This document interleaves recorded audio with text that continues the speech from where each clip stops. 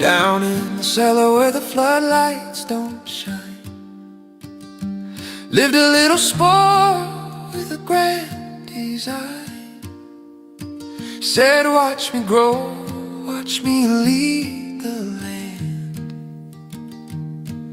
And up from the compost rose the mushroom man. He fed on dreams and television gold, European nights and trophies to hold. The forest cheered as he spread his plan. All hail the king of the fungal clan. Oh, he grew so fast in the damp and dark, every wind another little spark. Oh, the mushroom man, built a kingdom out of spores and sand. Titles grew like rings on a tree, but the roots went deep in the red you see. Oh, the mushroom man, can't you smell the rain? Glory on top of rot, underneath the grain. From the forest floor to a 50 million hole, that's the life cycle of a mushroom soul. He promised gold caps for everyone, European tours in the autumn sun. The fans all danced in mycelium glow, while the debts kept quietly starting to grow. Contracts signed in a misty haze, budgets drifting like woodland fades. Every season another grand plan, but the ledger turned to a mushroom farm. Whispers spread through the underground, something funny in the soil we found.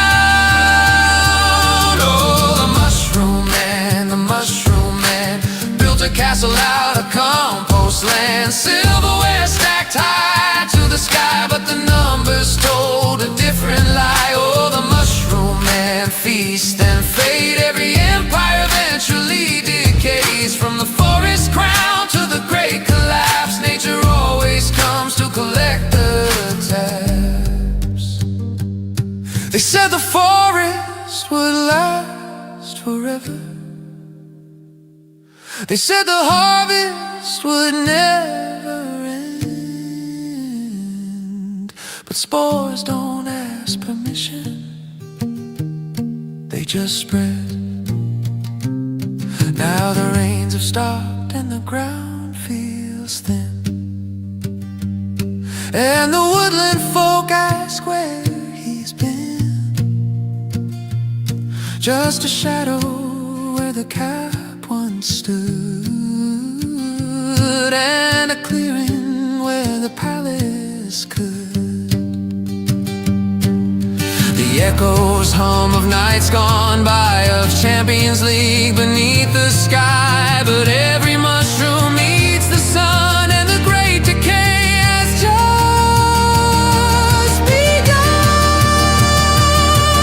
Oh, the mushroom man, take a bow. The forest wonders what happens now. From glory days to a muddy track, turns out spores don't always grow back. Oh, the mushroom man, history sighs. Half full trophy case, half full lies. From the brightest cap to the forest floor, every mushroom falls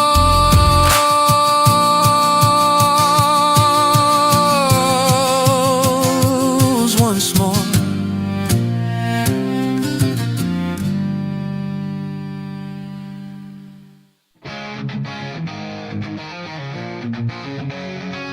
Cyprus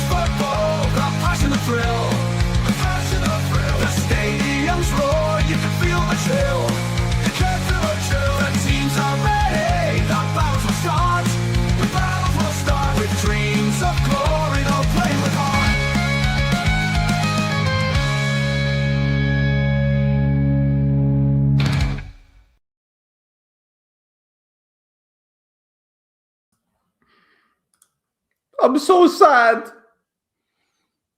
I'm so sad.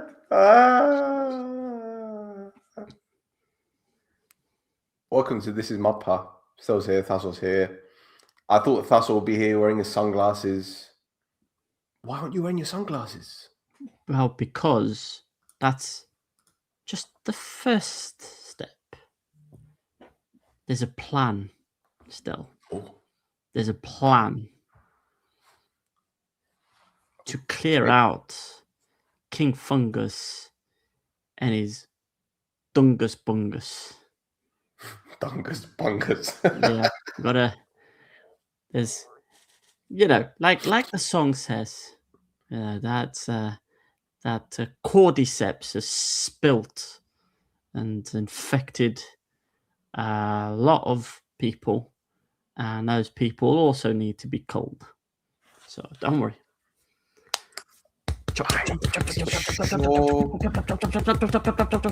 Anyway, we'll go into that later. First,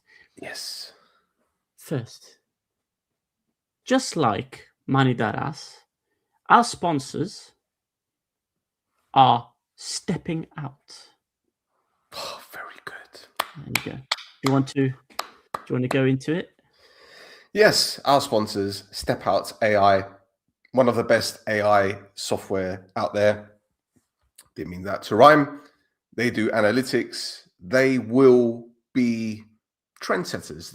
In fact, they are trendsetters. They will be destroying something that many clubs require these days. So yes, you want profiles of your players, how many kilometers they run, where they run. You want heat maps. You want vector graphs. You want all the lovely statistics that Smart doesn't give your players. Step Out AI are the ones. So yeah. C'est gut. Très bien. Très bien. Very good. Very good. Very good. One more thing as well is there's a new member. Yes, there is. Hello. Hello. Welcome. Yes, and obviously there's some perks to being a member, although they're mostly Omonia centered at the moment. Yes, but we do have a This Is Mappa Patreon, whereas we haven't done much content on that for a while, but we shall do in due course, because chapters 1 to 3 of the Book of Mappa is available on that already, and we are over 600 pages in for now. It's the Lord of the Rings, but Mappa. Yes. Well, we have got a plethora of information, a dearth of information to send your way, boys and girls. We've done 8 minutes already, and half of that was the exit video of a certain someone, but we're going to talk about him in just a moment. So let's just go straight into the action there, Thasso. It's better, wouldn't it? Yes, let's go. Let's rock and roller.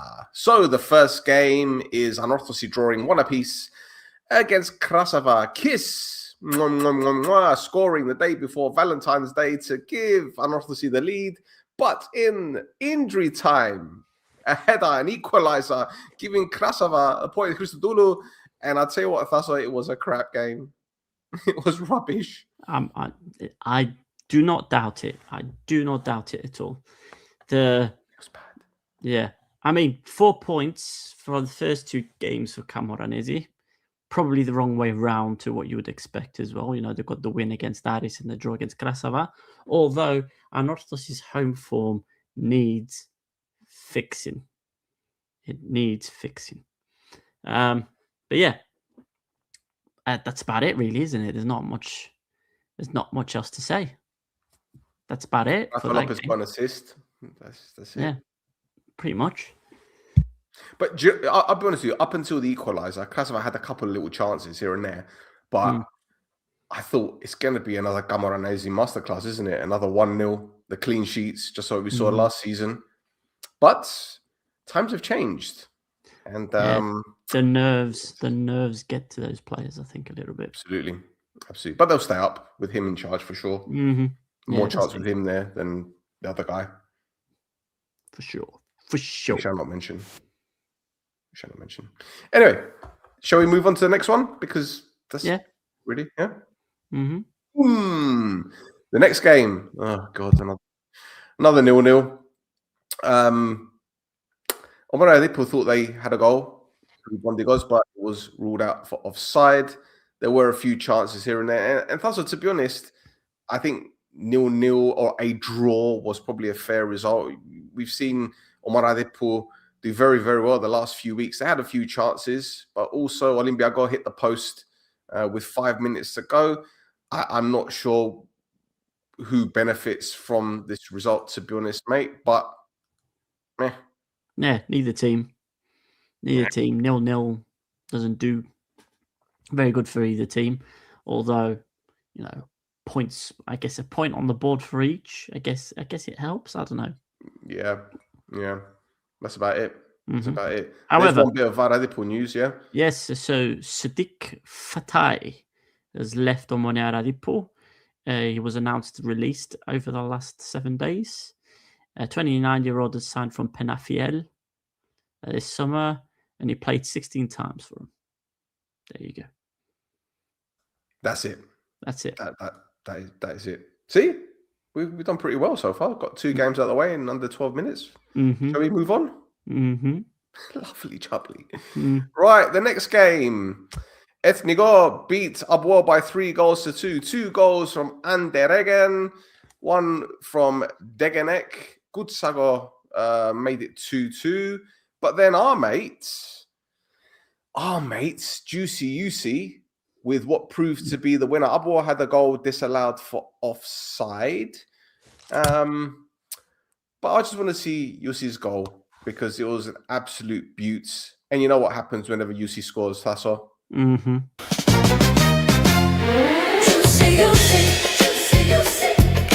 Drip when it dribbles. Juicy. Makes it look simple. Juicy. From the spot, don't tease me. Juicy. Juicy. Right, so this was the disallowed APOEL goal.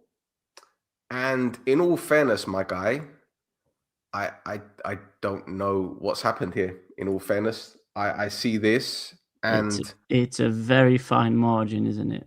Very, very, very fine. Don't know how... Yeah. Listen, the fact that we had to be pissed off on an offside decision to get a 3-3 draw with Achna is annoying enough.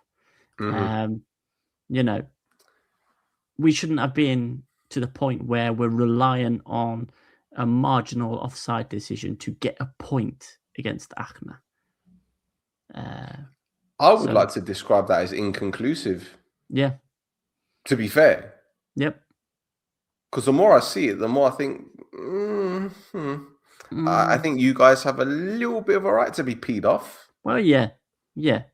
But for me, it's that whole game, I was annoyed from minute 0 to minute 96 or whatever it was in the end. It was just the defensive mistakes, the errors from somebody who marked Messi this season. Degenek was absolute dog shit in defense against Achna. It got completely wrong-footed by Anderegen, him and Nanu for Anderegen's second goal. For that third goal, UC's a great finish, but Degenek is, I don't know where he's looking. He's up in the sky. He's just, don't know what was going on there. But yeah, anyway. Listen, it is what it is. It's a defeat. It's unwanted. It's unwarranted. Well, it is warranted. The defense was rubbish. But the positive is obviously up front, we're starting to get more goals. We just need to somehow get more solid in defense. APOEL's teams are built from the solidness of their defense.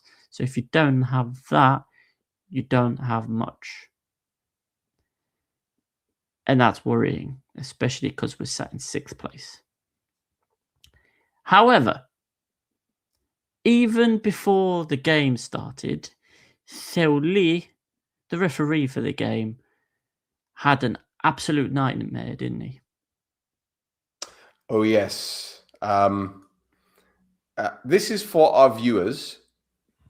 Do you want to try and notice something? Shall we give them a few seconds just to see if they can spot anything a bit sus or a little bit strange? Anyone, boys and girls? If you follow us on X, then you'd have the answer already. But yes. Yeah. We can wait. We can wait. Anyone? Okay. Well, Thasso, you could tell them. You tell them. Yeah.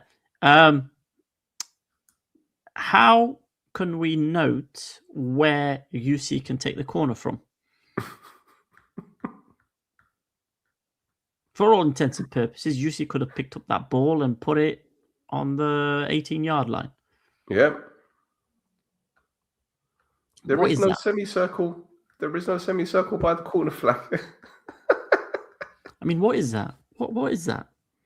I don't know, man, honestly. The Vasagi, man. The Vasagi. The Vasagi is a stadium and a half, isn't it? Oh, yes. You don't get them anywhere else. No. Yeah. No. Yeah. But also, here's something else. So we've got a little feather in our cap. The Juicy UC thing is taking Achna by storm. Because Thasso spotted something, and I didn't get the image. I should have done. But an Ethnikos player, which player was it? Angelopoulos replied to, I believe, an Ethnikos post, or was it a post from... Yeah, it was an Ethnikos post. Ethnikos post.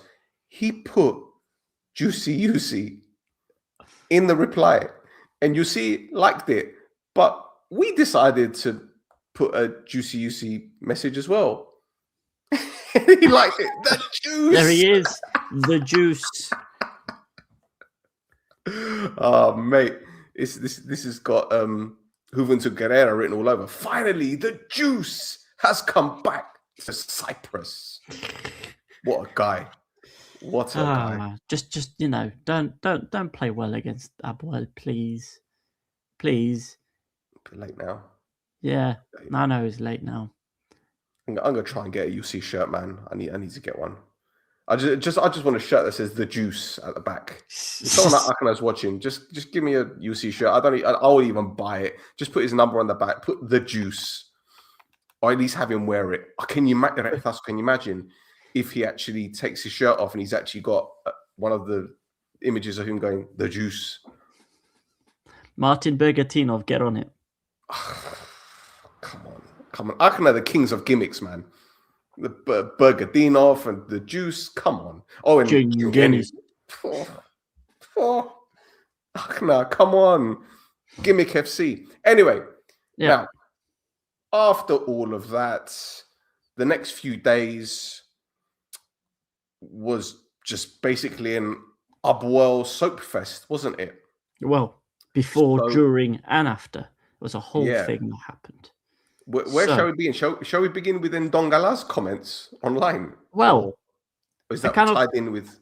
It's kind of tied in, isn't it? So let's start off with there was the deal. Mm-hmm. So prior to a load of information coming out about the deal, at least to all the media companies and whatnot, I had a little someone slipped me a note about what that deal entailed. Yeah. Basically, the investors, in inverted commas, I'll get to that later, had Mr. Manitar-Otta's balls in a vice, saying that they were going to hand over about 8 million euros till the end of the season, but they needed collateral. And that collateral was going to be the TV money that APOEL were going to generate until 2028. And there you go. So all the TV money down the hole to get 8 million euros to last us until the end of the season. Then the leak happened And whoever leaked the agreement paperwork is a goddamn hero, because we found out how far Petrides was willing to bend over to get the club absolutely done, right?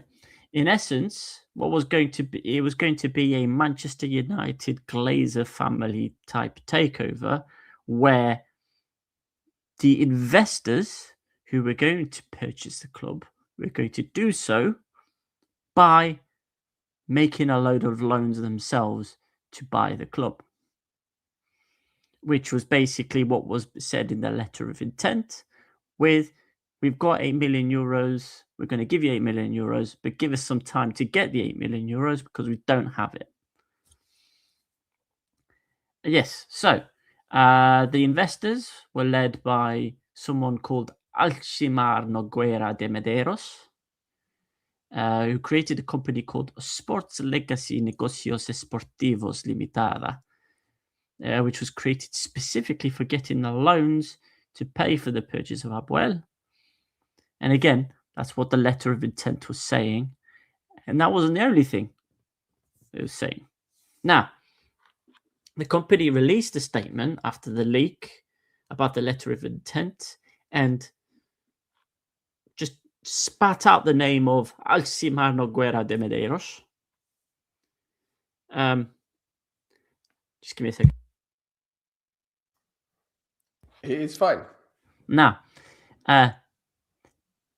the 3.5 million euro that they were going to get in advance as part of the investment was going to be paid to the club.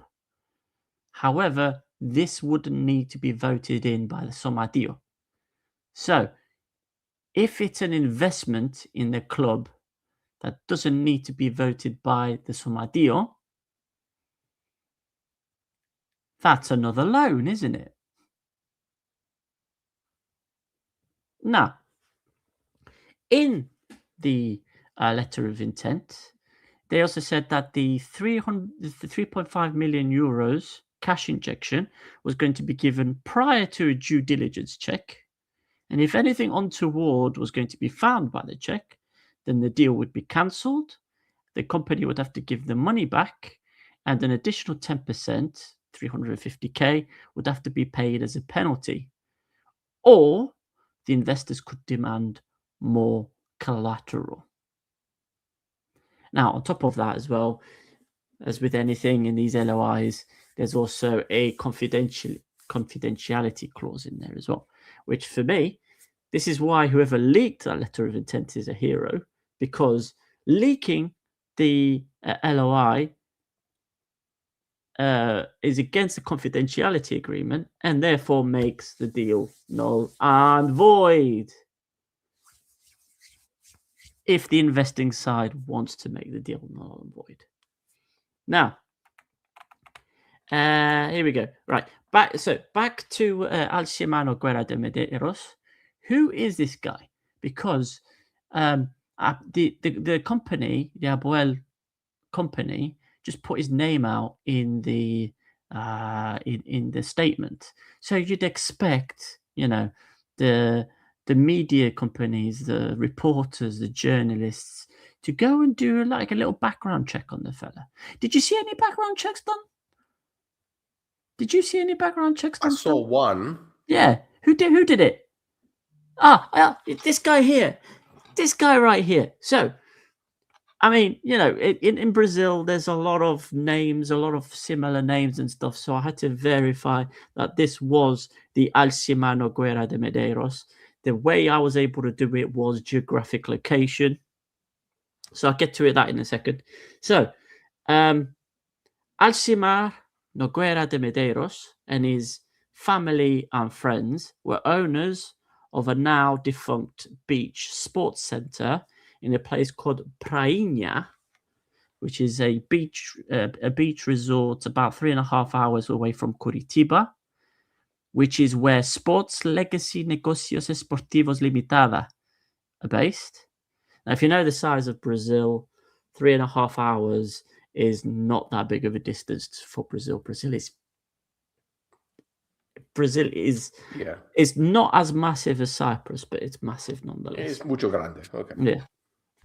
Now, the sports bar center on the beach that they had closed down just before the creation of Sports Legacy Negociados Esportivos Limitada, and was owned by a company whose directors were a lot of people with the surname De Madeiros.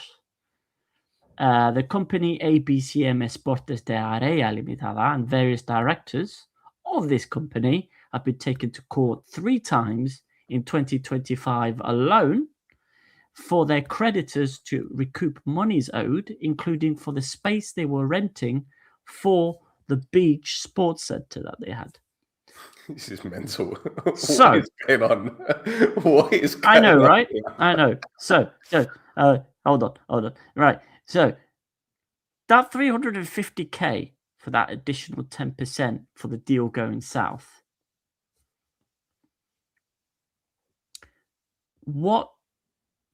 There's me thinking that they were begging for something to come up, for that deal to be broken off so that they could get that 350K so they can pay off their creditors that they've got in Brazil.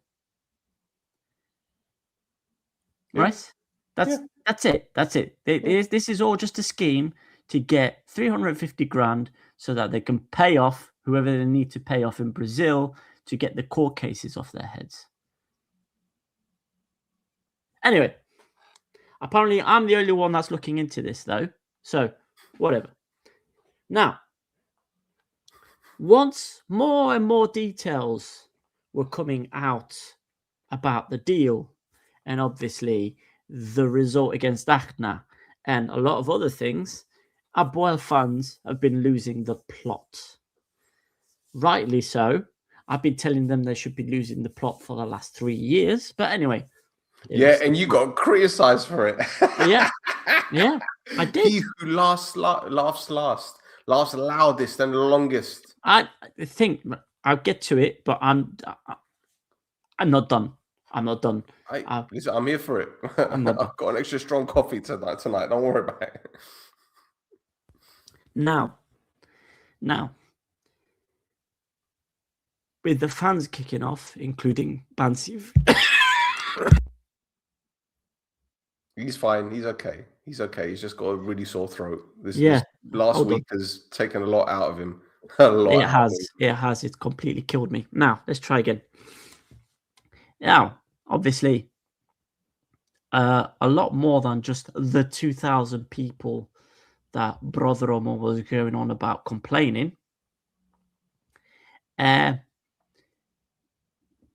Those 2,000 people increased exponentially over the week to include almost 100% of the fan base for Petrides to go out. Maybe the people left, the guys from Orange Legacy and that Bambo of TikTok. Maybe they were the early ones still singing about Petrides. But anyway, so a meeting was called of the APOEL Football PLC, and Prodromos Petrides is no longer president of APOEL Football Public Limited. I said, ooh, baby, let's now. Anyway. Oh, hi, Bambo. How you doing, mate? Anyway, so let's do a little bit about Manitar-Outta, shall we, since he's gone. So this was his second time in charge, and since 2013, when he took over again the second time, he brought a lot of trophies to the club. There's a reason why a lot of people were supporting him up until 2 weeks ago, because of all the titles he won, all the cups, all the European competitions that APOEL was able to enter. His financing, his his, I don't want to say fault, but you know what I mean. He was a big part of APOEL winning all those titles and getting all those European competition places.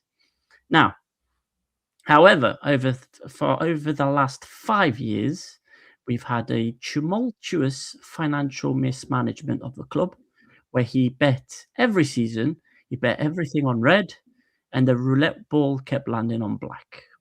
Mm-hmm. Major risks included. Oh.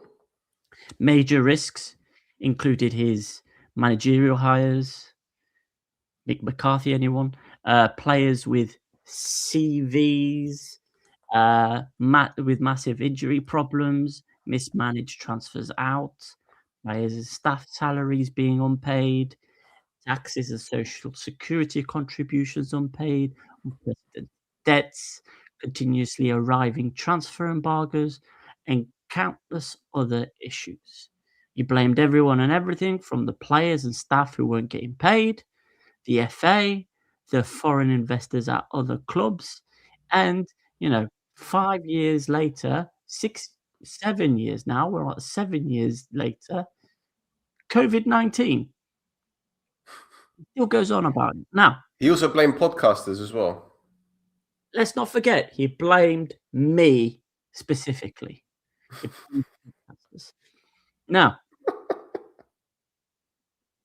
the situation that currently is what's happening at the club rests on his shoulders, but it also rests on the rest of the board's shoulders.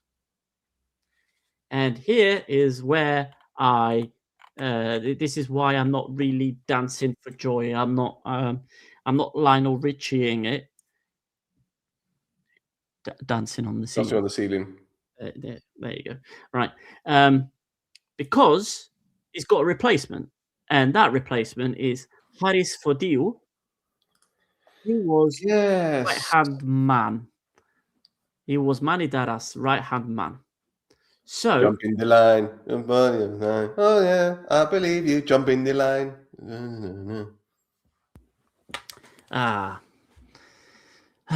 So Haris Fodiou. Basically, sorry, if he's about, it's basically the same. It's the same. It's like candy. I can feel it when you walk. Even when you talk, it takes over me. Sorry. If you know, you know. We're not saying anything libelous here. We're just singing songs. I'm just singing. Now, so basically, Haris Fodiou will be doing exactly the same things as Petrides. Case in point, apparently the CEO is still the Brazilian Almeida, who continues to work for the company from the goodness of his heart. Yeah. He's not getting paid apart from any commission made. There you go. Which that's the other 350k. That's another reason that 350k is included in there, to make sure he gets paid. Anyway, in the meantime, the Somalia has called a General Assembly on the 4th of March. In their announcement, they said that all members who are fully paid up to the Somalia can attend, but only those who are fully paid up by the dues, which means that, in theory, the football company shouldn't be there, because the football company owes a shitload of money to the Somalia, because they're supposed to pay the Somalia every season for the usage of the APOEL name and brand. So there you go. Now, of course, now that Prodromos is gone, a lot of people high up in the company and the Somalia think that this will appease the fans. And we've got statements from APOEL veterans, from the Bansifi, the Somalia, and the company calling for unity. Unity. We must unite now that we have somebody in charge of the company. We are fine, and now we must unite and be united to unite and do the united thing and be united, right? So, for me, and not just for me, is for the Guvendana their pod guys and a lot of other people, especially on Twitter. You've got Perry. What's his at Perry? This is really unprofessional of me. I'm gonna have to. No. It's at. Where is it? At Perry, PATETICLES. Yes. So Perry knows. So it's Peripateticlis. Peripateticlis. Don't worry, I'll put it in the thing. I'll put it in the thing. Anyway, if you want to know, a more, he has created a very good plan for how APOEL go forward with all the debt that the club has and how they deal with that, and that includes creating a company for basically the company. I'm really bad at I can't really do the financial stuff, but here we go. The company at the moment is a deposit only for the debt. Right. The Somadio creates a new company for the club. Right. And that company pays money into the debt in the other company. However, it is not impacted by the debt load of the current company. Okay. But what that means is that could mean relegation to the third division. Yeah, so just but you're starting again. Yeah. A new co, like Rangers. Yeah. And what AEK Athens did as well. Yeah. Now, I know I might be going far ahead because I haven't delved into this as much as I probably should have. Okay. But let's say, for example, at the end of the season, Fodil leaves. Mm-hmm. So the Manitar-Outta, I don't know what you want to call it, discharge is gone, right? I'll get up in a minute, Yanni. I'll get up in a minute, right?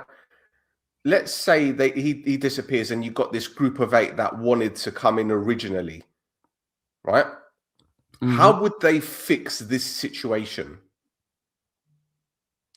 Well, hopefully they listen to some sound financial advice and they deal with it how they're supposed to and don't just end up spaffing money up the wall and betting everything on red. Right. Because as far as I'm aware, on that LOI, wasn't there a condition that if there was any financial discrepancies that weren't divulged, it would null and void the deal, something like that? Yeah, and that's when the additional 10% payment back to the investors would occur. Right. So what's happened now? I mean, Petrides is gone. Does anyone know if there's any money that's not been declared or money that's not been divulged? For the deal to be null and void, one of the two parties has to break it. So there has to be, this has occurred, but we'll keep the deal going, or this has occurred, therefore the deal's off. Give me my 350 grand and I'm off. Well, you'd assume that now that the LOI has been leaked, an NDA has been breached. So, well, it depends. It depends. So the confidentiality has been breached, but do these guys still want to do a deal or not? Yeah, true. Okay, so let's go back to what you were talking about before. The creation of a new club. Is that a bigger possibility than the 40-50 million being cleared up? Well, I mean that goes to what Yanni is asking on his comment. Okay, Yanni, thanks for the donation, bro. You didn't have to, man. Beautiful man. He's a beautiful man. Thasso, what are the possible solutions according to you to avoid going bankrupt? Yeah, so for me, it's what Perry has been saying on Twitter. To basically create a new co. But the difference between, say, a Rangers and what Perry is proposing is that the old version of the company is basically a debt repository that the newco has to pay into to sort out the debt. So there's going to be a certain amount of refinancing required, which means people need to work hard to get those refinancing deals. It's going to be difficult because one of the debtors is the government, and they've previously said, no, we're not making any more deals.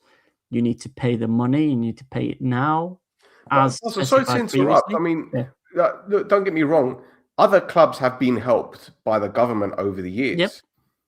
But how many times have the government helped APOEL then? For them to say enough is enough. I mean, I don't know the ins and outs clearly. That's why I'm asking the question. Yeah. But, you know, Omonia have been helped in the past. People deny. I know they have been. Anorthosis certainly have been. Other clubs have been. But how many times have your club been helped by the Κυβέρνηση or the government, for them to turn around and say, we've done enough. We've done what we can. It's mental. Yeah, I mean, it depends. It depends who's in charge of the government at the time as well. Yeah. There you go. So, but the idea that it's not my idea again. It's Perry's. So we all plaudits to him. Is basically for this. Now, APOEL goes into the 3rd division. They're still going to sell season tickets. They're not going to sell as many as what they normally do. They're still going to sell tickets to games. Again, not as many as what they would normally do. But the amount of cash flow coming in because of that will help them build a roster to get promotion to the 3rd division, whilst also putting a lot to the side to pay off that debt. And I think it will be, for them, a fantastic marketing scheme as well, because you're talking about a club that obviously, you know, for the majority of people out in the world that know about Cypriot football, prior to Buffalo getting in the Champions League, they would have known APOEL as like the main team. Sorry to say, right? So can you imagine the stories around the world about APOEL being financially ruined and having to start from the beginning? So romanticism, and you see it happening, can't you? So here's the other idea. So Stell doesn't know about this idea, but here's the other idea that goes with that. Netflix series like with Wrexham. No, nothing to do with Netflix or anything like that, right? Because our cable net going to show APOEL games in the 3rd and the 2nd division, or not? Well, they're showing Omonia and Nadismail games. Are they? Well, if you go on the CableNet YouTube channel, they showed highlights. So I'm assuming they had the rights for that, maybe just for that game. I don't know. Because pay-per-view. Is that what you're thinking? You know, like how the NC Network has a members area. Very good. Very good. APOEL, the YouTube channel for APOEL, can have a members area where you have the games. And then you've got ad revenue from that and all kinds of things going on from that. Or you could just run it off your own website. Yeah. And then you wouldn't have to worry about paying the taxes for the YouTube and all that. And you could just get other sponsors and all that kind of stuff. Yeah. But either way, you are more in control than, say, if you've got a cable net or somebody else. Yeah. So effectively, you can charge people €20 for a ticket and then they will actually get a game rather than a virtual one. Ah, there you go. There you go. There you go. Ah, man, that was such a stupid idea. So anyway, and also, like, all jokes aside, if you start with the 3rd division, you don't have the Katafilatu as well. So, but you know, we're talking about hypotheticals here. That would be the solution. But for that to be a solution, there's some idea needs to take control of the club. Now, for that to happen, at the general meeting, a majority of the members at the general meeting need to vote to take the company away from the company's board of directors. Yep. And deal with it within the Somadio. Now, the Somadio itself had the power to do this for the last 3 or 4 years because it's a contract clause that they can break because the limited company has not been paying the Somadio. Yep. So why haven't they been doing that? No clue. Those people are still in charge of the Somadio. Yep. So what makes people think that the Somadio is going to now turn around all of a sudden and go, yeah, we're going to take the company away from my best mate who's now in charge instead of my other best mate who's gone? You say that though, but if you look at the chain of events that occurred between, let's say, last Thursday when we finished our show to yesterday, you had Triandafilidis coming out in the press. You had Rafael coming out in the press. You had who else? The other Chris as well. Podamidis. Yeah. You had even Yannis Ioannou came out and said something, right? Mm-hmm. So you've got all of these ex-APOEL executives, presidents, blah, blah, blah, blah, coming out, and they're all sticking in the knife, even though they didn't really mention him. They didn't really mention it, but you knew that they were what they were alluding, or who they were alluding to, right? Mm-hmm. They were all sticking in the knives, and then you had Endongala coming out his thing, and then these screenshots of Boaventura's comments from a few years ago. Like everyone was coming at him at the same time, and I've never seen this before. And that's when you knew that his time's done, because all of these people in the past weren't really saying too much, and then it all came out at once, and that got me thinking. Not only was it the fact that he's going, someone has been putting them up to doing it. Someone's been putting up, whether it be a group of people, and I get the feeling that with the Somadio, these people that were protecting Manitar-Outta over the years, they're going to get it in the neck as well, maybe even literally. It's like, it's an avalanche, mate. Avalanche. Listen, mad. The company and the Somadio need a clear out. Because the decision makers are both entities have been shocking. So, for me, that's the next one. More necks need to go on the chopping block after Petrides, and there's quite a few people that are agreeing with me and are organizing themselves to do so at the general meeting of the Somadio, which is happening on the 4th of March.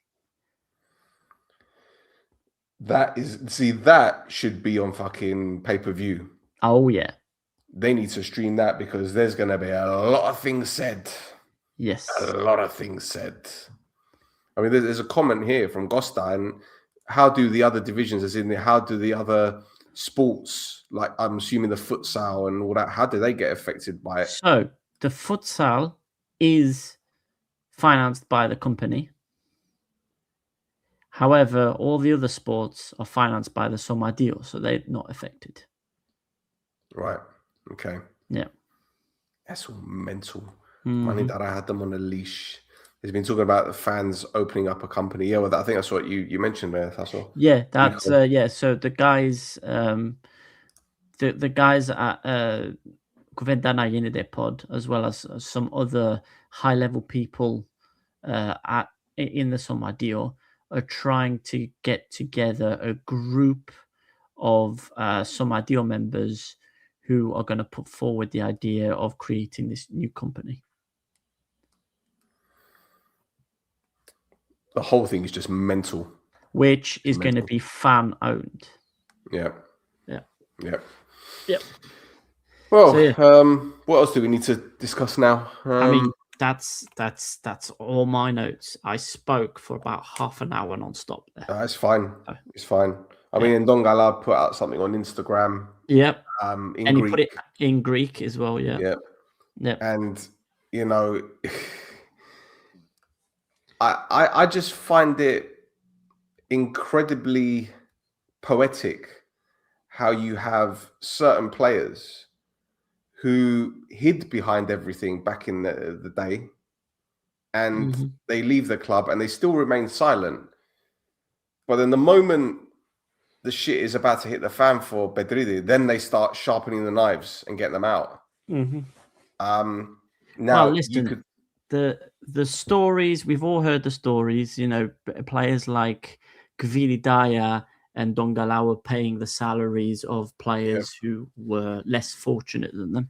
So this is probably the kind of things he wants to say out loud. More's going to come out. You can see it. You can see it. Yeah. But anyway.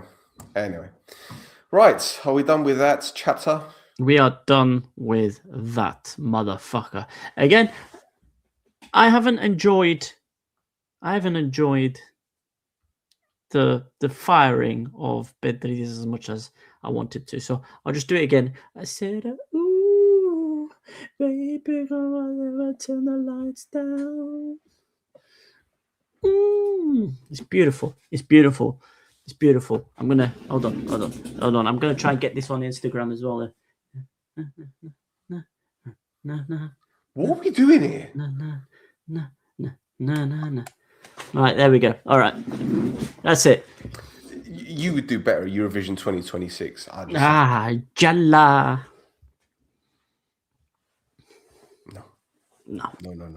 I'm not going to do this. I'm Okay. not going to do this. I'm not going to be provoked into saying anything about this situation, because if I do get involved in this, then people are going to get on my neck, and I just can't be bothered. Okay. All right. Let's move on. We've got a couple more games to talk about, so let's do that. Okay. Let's rock and roll. So the next game, Thasso more, is, let's have a look. Oh yes, Agrida earning a draw against Ari. Now Ari thought they took the lead in the second minute of added time in the first half when Zinono scored an own goal, but it went to VAR and it turns out that there was a handball in the build-up. So okay, disallowed, no problem. You're thinking Zinono got away with it. Well, think again, because second half, with 10 minutes ago, Zinono scores an own goal. And we thought that's it. Ari got the first win under Liasso Luga, but Mr. Miller, come on, with a header in injury time, earning a draw for Agrida.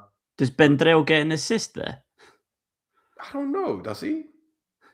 Because that's him doing their header down, isn't it? Oh, you're going to make me take it back now? Yeah, I'm going to make you take it back. Take it back. Okay, fair enough. All right. See, the free kick comes in. No. It's not. Oh, man. No, it's not him. No. He celebrated like he scored, to be honest. Yeah. But yeah, Stefanos Miller, he's going to enjoy that goal, isn't he? Yes, he is indeed. He is indeed. So that was Liasso Luga's first game, or should I say second debut. I don't know what to make of this, because Ari looked very blunt. They didn't possess much. It looks like a club that's in free fall at the moment. No one really knows what they're doing. And with the greatest respect to him, Liasso Luga is very demanding as a coach. He wants his players to be full pelt, high intensity for the majority of the game. And I don't know if a lot of these players can do what he wants them to do. Well, the people inside the club that we know,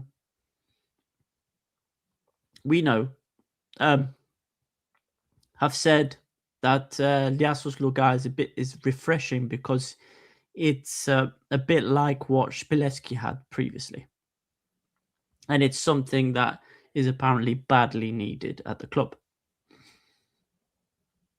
So, obviously there's going to be some teething issues the first couple of games.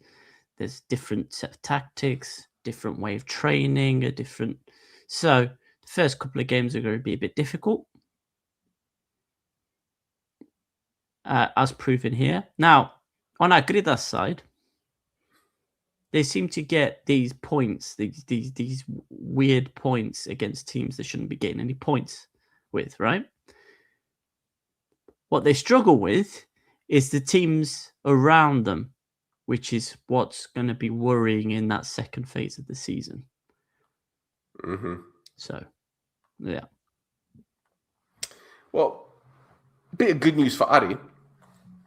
because there is a Telegram channel. I just want to get it right because I don't want to look. My pronunciation of these kind of things are crap anyway. But it's Pozle Meze, and it's a Telegram channel, Russian language. So everything's reported in Russian. And they've reported that Julio Cesar is leaving Krasava in the summer to join Ari.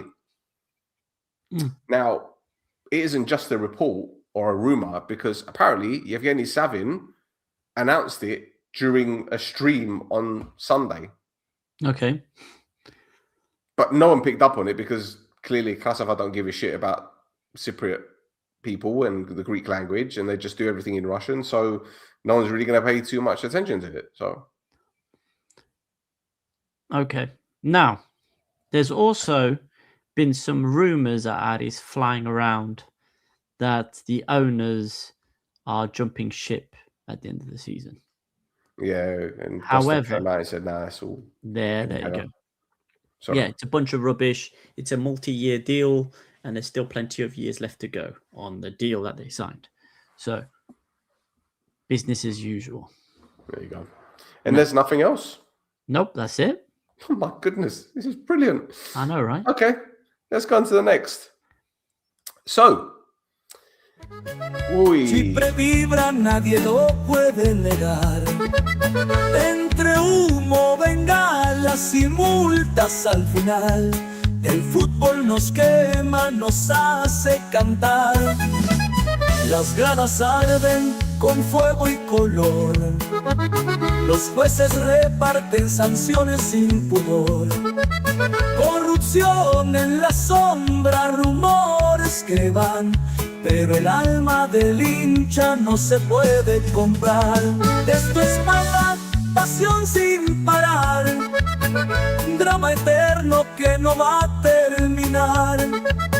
Entre risas, escándalos y verdad brutal, el fútbol de Chipre es un carnaval.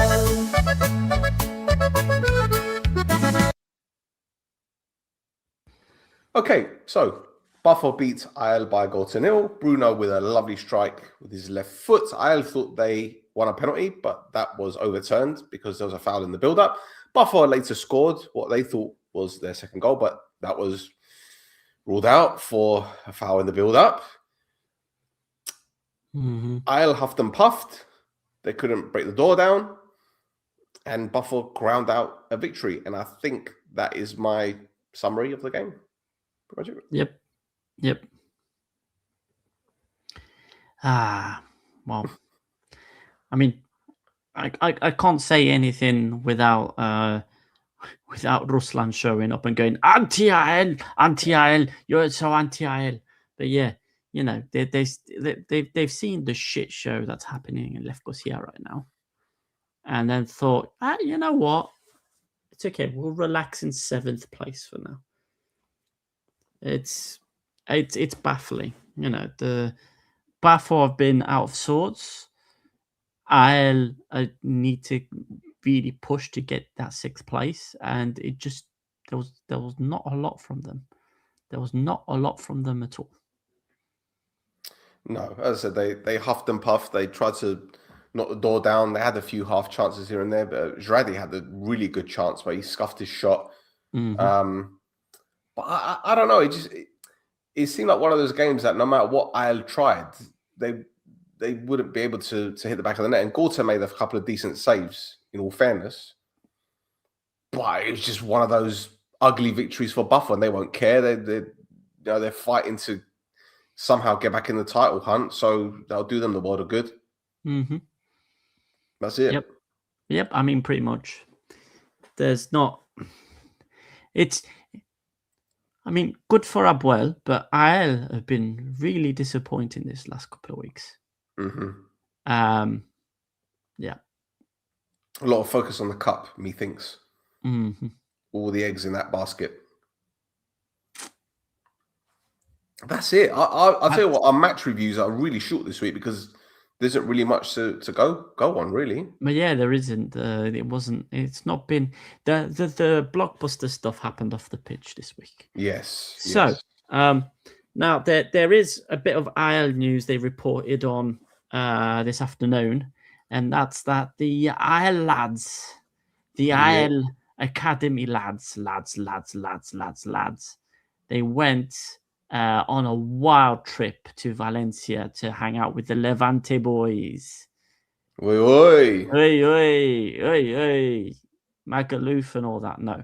Shagaloof, son. Shagaloof. They went to Valencia for a 2-day course with the Levante youth teams as well. And that's between the 9th and 11th of February. They've gone to learn some stuff, come back to Cyprus, and they're going to apply that stuff. Very nice. There you go. Apply it. Apply it. Apply it. Anyway, move on. Yep. Righty ho. Now, at the AEK Arena, Apollon made it 9 wins on the bounce. 10. Go from 10. 10. There you go. Sorry, 10 on the bounce. Brandon Thomas with the only goal of the game, although he did have a second one chalked off for a handball in the build-up. As you can see, Weisbeck grabbed. He had a good reach. Lovely reach there. It was disallowed. AEK, again, similar to APOEL, they huffed and puffed. But clean sheet, another win for Lozada. And Apollon are now possibly talking about a title hunt. Thasso, can you see it? I can see it. You know, if they carry on past the 10 wins in a row, you know, what did AEK do the other season? They had like 16 in a row, didn't they? At one point, or something weird like that when Ben Shimon was in charge. So, you know, it's been done. Why not? It has. Although they did blow it on the final day against you guys. So they did. That's why. You know. Memories. Yeah. Still a long way to go, man. Still a long way to go. There is still a long way to go. So we need to say as well that AEK are going through a massive injury crisis at the moment. It seems to be getting worse every game they play. And now they've also got Yusuf Amin to add to the pile as well of injuries. You know, they're gonna start playing their 12-year-olds at some point. But yeah. Now, obviously, Apollon, they win 10 games in a row. It's a very, very, very, very, very interesting thing that they're doing. AEK, injury crisis, losing the game. Very interesting thing. However, the most interesting thing that happened. Do you know what happened? Can I guess? You can guess. There wasn't any crowd trouble? No, there wasn't any crowd trouble. I can't really think. It's difficult for me to figure it out, Right. You see, let's not beat around the bush any longer, right? No. Vrikis and Shikis came off the bench at the same time. Does this mean... It does. Ο Βρίκης και ο Σίκης είναι που θα περάσουν. Περίμενε, Βρίκης. Ο Βρίκης και ο Σίκης είναι που θα εισελθούν. Ναι. Yes! Βρίκη, Σίκη, όλο μπαίνουν, Βρίκη, Σίκη, δεν μας φτάνουν, δεν μας μπαίνουν, Βρίκη, Σίκη, χορεύει η κερκίδα με το ρυθμό. Βρίκη, Σίκη, γκολ και χαμός, Apollon Θεός.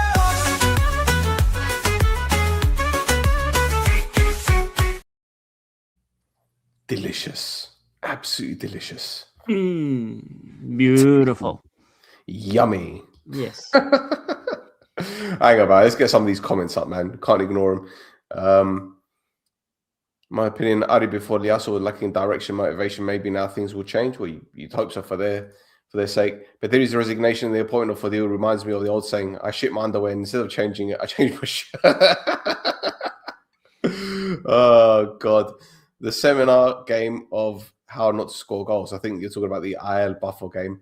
I swear to God, APOEL are so bad. Admittedly, this isn't Mappa. APOEL is the Cypriot version of Spurs. Spurs won a European trophy, bro. Just saying.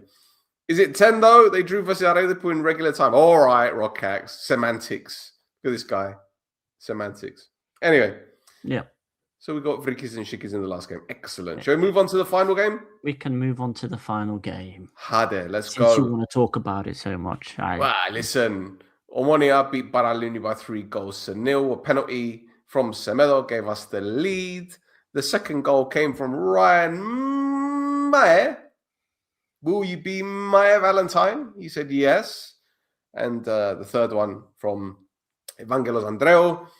All in all, Thasso, a pretty convincing victory, in all fairness. It was to be expected. Baralini haven't won a game all season. Omonia top of the league. You knew that this was going to happen. Mm-hmm. Although my main complaints, and I'm going to repeat what I said on No Choftes the other day, I don't like how some clubs, in fact, most clubs are behaving now with Omonia players, because that game contained so many fouls where players could have been seriously injured.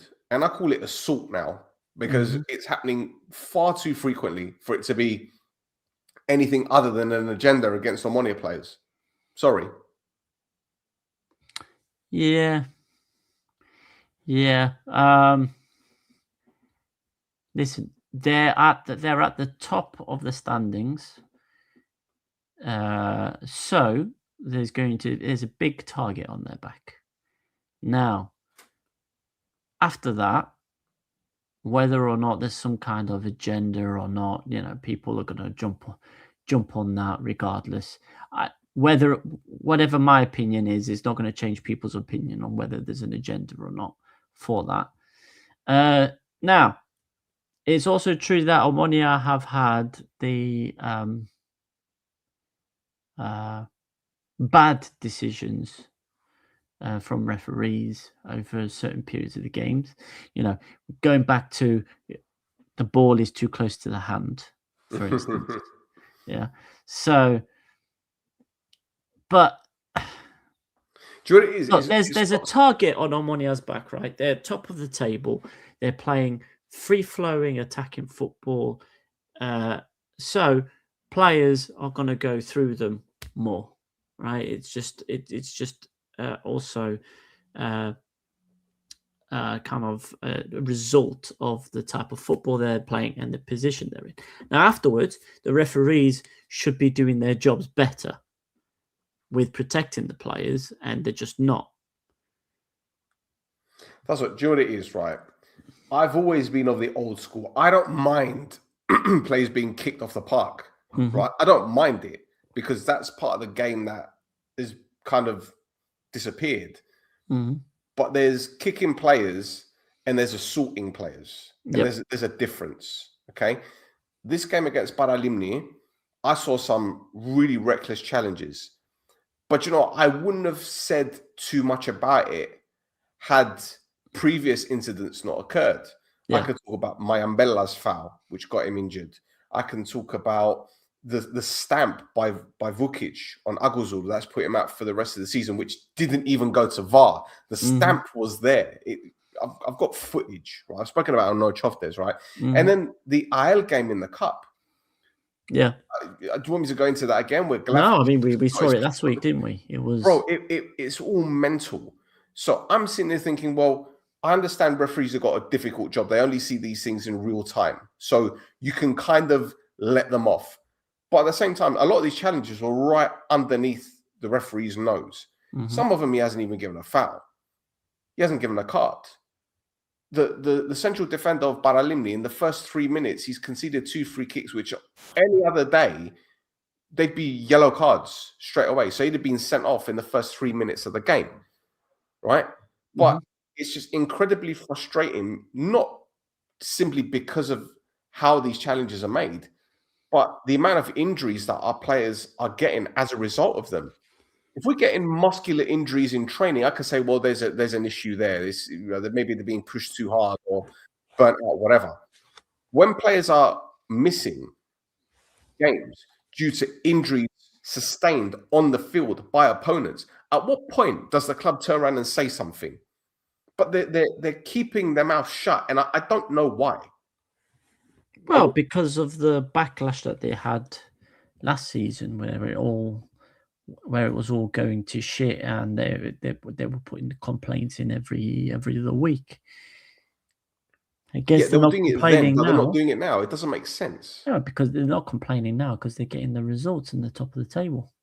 Right, I understand that, but surely you're looking at your injury list and you're seeing Aguzil is out for the season with an injury. Mayambella's been out for a couple of weeks because of an injury sustained during the game. Gitso, the same injury during the game because of a challenge. That's 3 players already. You know, Haji Giovanni against APOEL could have had a broken rib. Neofido could have died. He could have died. You want to go back to when Conceição backed into him and the lad landed almost on his neck. He could have died.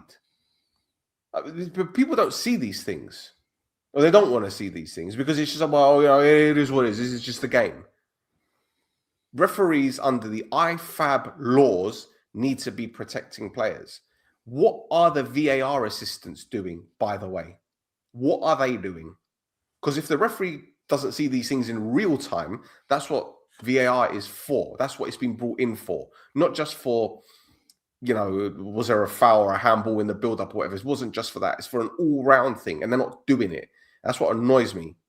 As I said, I can accept injuries being sustained during a game if it's a muscular injury or if it's, you know, the player's turned and he's twisted his knee or whatever, these things.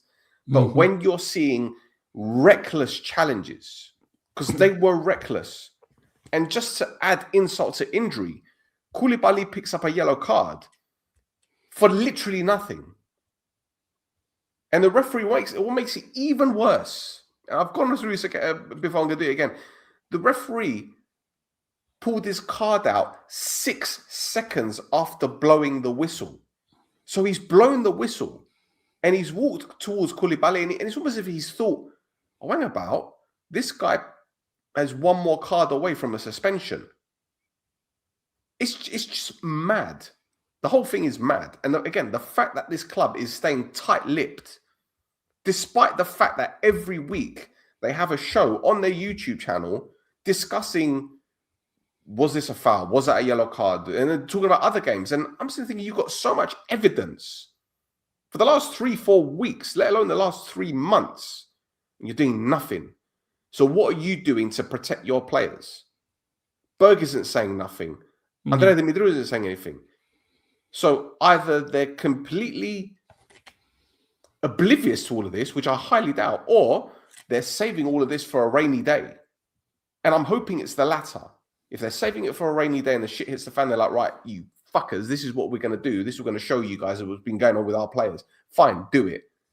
But for crying out loud, don't do it when it's too late. Yeah. When you've got 6 or 7 players on the fucking treatment table and you're running out of players because you didn't say nothing and you didn't kick off a stink. Because I'll finish it with this. We've seen APOEL, we've seen AEK, we've seen various other clubs complaining about referees and they get away with certain things afterwards. Well, we've sat here tight-lipped, not saying anything. Yeah. Yeah, but I mean, again, the positioning in the table doesn't lie. And I'm guessing they're not complaining because our life is good right now. Well, that's stupid. I'm sorry. But anyway, it's my opinion. Speaking of the league table, let's get it up. Here we go. Yeah, so there's Omonia.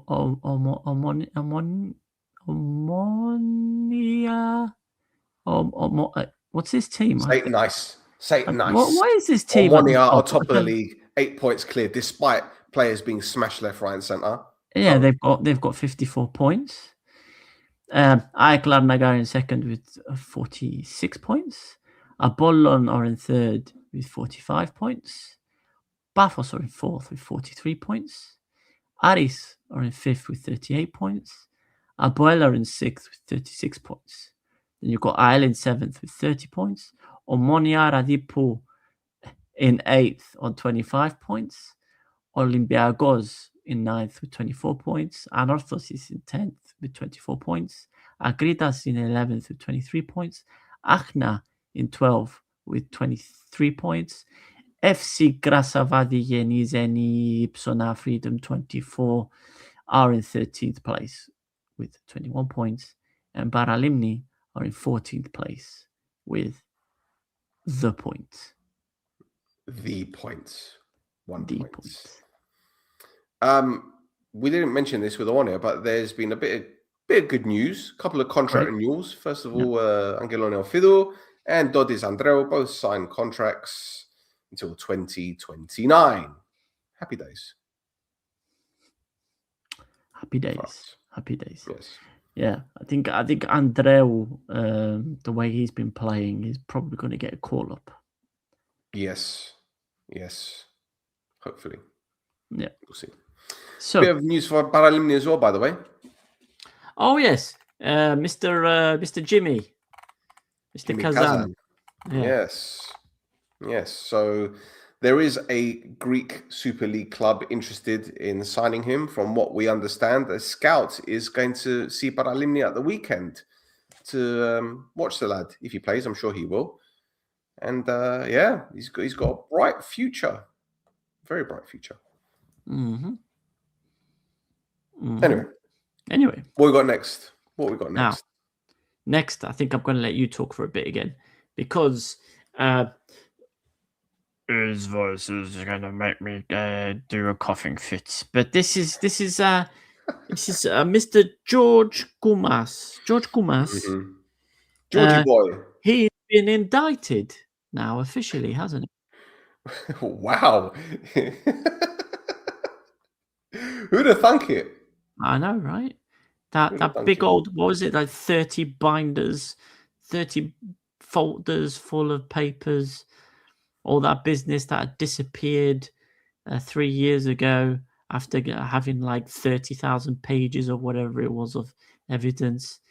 Here it comes. It's that tornado meme, isn't it? Here it comes. It's all mad.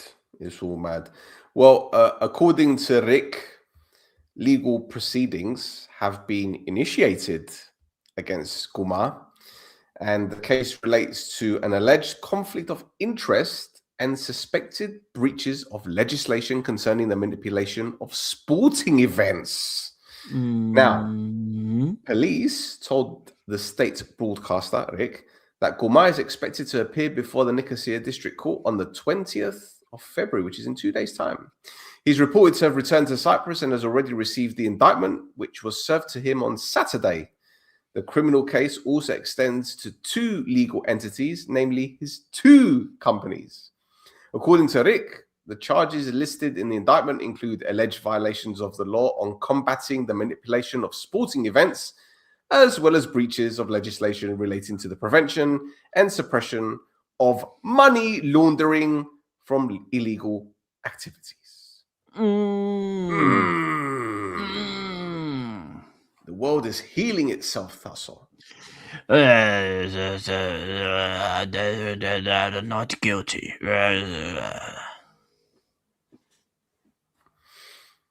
So yeah. Any money he'll be on a plane before the 20th? Well, they're taking his passport. We'll see. Let's see if he can post bail or not. Mm-hmm. All right. I'm gonna do a quick short one. So this is the Ayan Naba versus Nea Salamina game in the second division. So the game was on Saturday. However, in the 43rd minute, the game was stopped due to the adverse weather conditions that were not abating. So they continued the game on Sunday. Now, no one told the Cyprus FA app. And as I posted on Twitter, it was showing that the first half had an additional 1,153 minutes of time to play. Did you think the person that was in charge of the app, updating the app, had just like gone home and completely forgotten? Yeah. Like, shit. You woke up the next morning, shit, I didn't end it. I didn't end the timer. Just left it running. It's like leaving the house and you got the lights on, you know? Like, fuck. I left the oven on. Yeah, I was going to say, did I leave the stove on? Yeah. Goes back to work and the whole place is on fire. Fuck.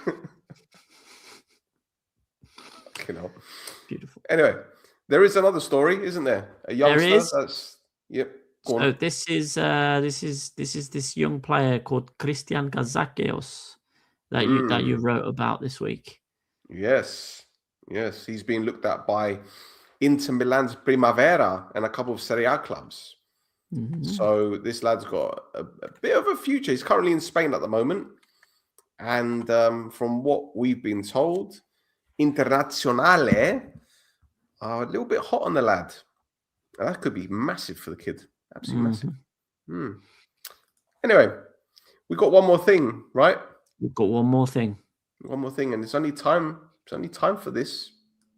It's time to spin the wheel. What is coming? We don't know. Spin the wheel now. Lots of fines for aggression this week. Yeah. Correct? Yeah, a lot of things happened.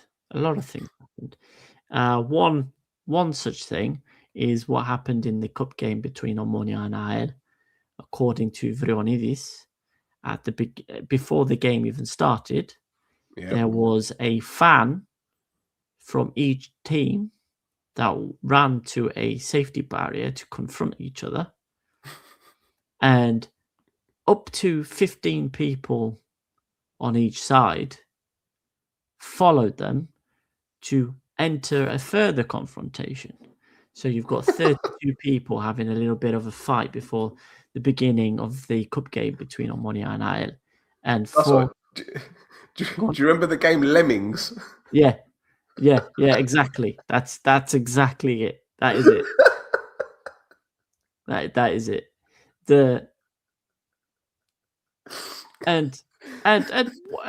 What did the two teams get for that infraction?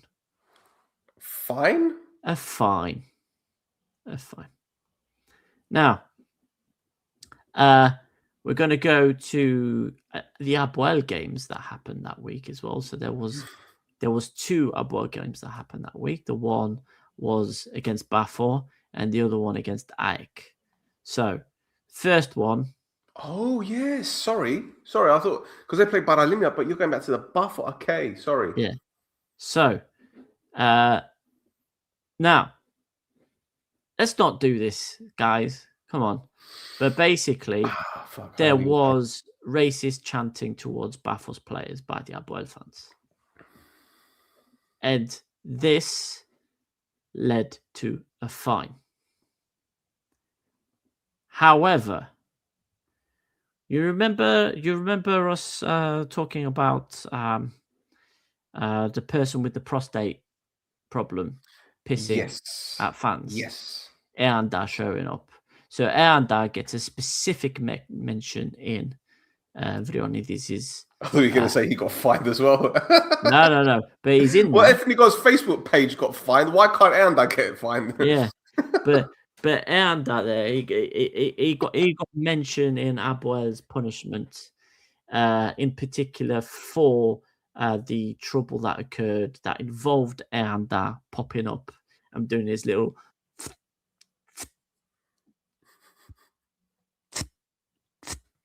And that punishment is one home game behind closed doors and one away game with no fans.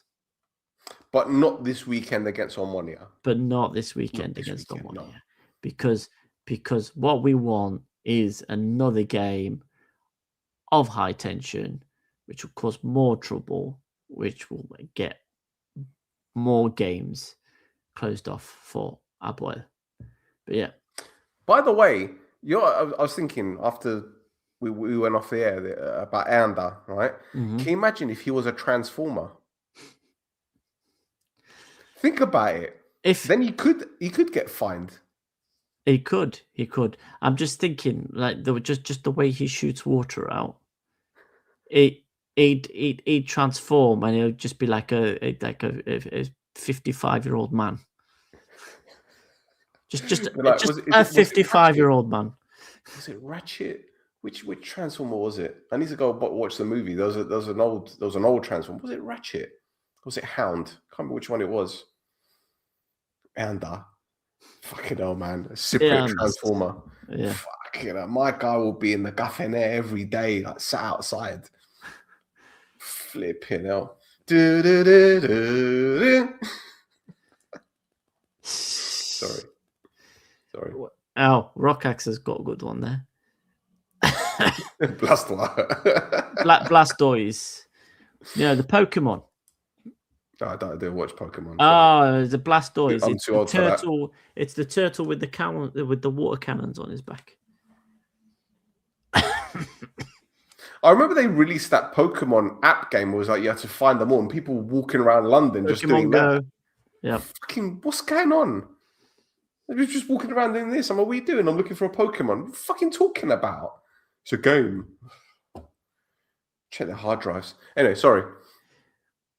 We're not done with the APOEL game either, because Imanol Idiakes has been fined because as he was walking off the pitch at the end of the game, he decided to flick a couple of these at APOEL fans. Yeah. It as written in Videoanides' statement on the punishment for Idiakes, he says that he insulted APOEL fans as he was walking, as he was walking off the pitch at the end of the game. He's not doing like Mr. Bean in the car. Yeah. Hello. Yep. And lastly, Anorthosis Mutayaga versus Gedros Aya Marinas Skidluras. This sounds good already. Yes. Now, give me a moment while I get the CFA app, the CFA. He's going to get the exact terms because it's an interesting one. Now, both clubs have been hit with this. I don't know. I've got to find the bloody thing because it's something else. Isaac Aguirre. Right. So both clubs have been hit with a fine. And a penalty of holding a match behind closed doors because fans of the team in the 90+2 minute of the match, it caused a disturbance on the pitch and the interruption of the match for 6 minutes, where the coach of the visiting team, who was sent off with a second yellow card from the pitch, headed towards the locker room, and shortly before reaching the locker room, headed towards the gates behind the home team's goal and got into verbal confrontation with the fans of the team. The fans opened the gates, entered the pitch, and there was an intense confrontation and arguments with the coach of the visiting team on the pitch. Lovely. So you can imagine the scene, right? He gets sent off. He's pissed off. Goes to walk off. You got Pedri, Stavri, and Andro up in the stands being like, Remalaga. And then the coach is gone. So, Stavri, Pedri, and Andro, they went, okay. They opened the gate and they went to go tell it to his face. Beautiful. It's like a poetry to it. It is, honestly. Very Shakespearean. But I would love to know what was said in that altercation, and then I would use my best capabilities to make it into a Shakespearean play. Oh, you're going to get some iambic pentameter out. Yes. Whatever that means. Yes. That's how Shakespeare wrote. I didn't do English lit.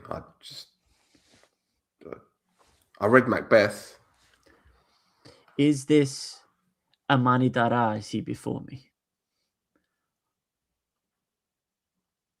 Come on, that's a really famous bit from Macbeth, man. Come I on. don't remember. It was like 30 years ago, bro. Okay. Sorry. Is there some Greek literature that we can go through? Like any cool stories? Or no? Probably. You know, you've got the Iliad. You've got the Odyssey. Those things. Anyway. Oh, the prophecy. Anyway. That is this week's Vrionidis.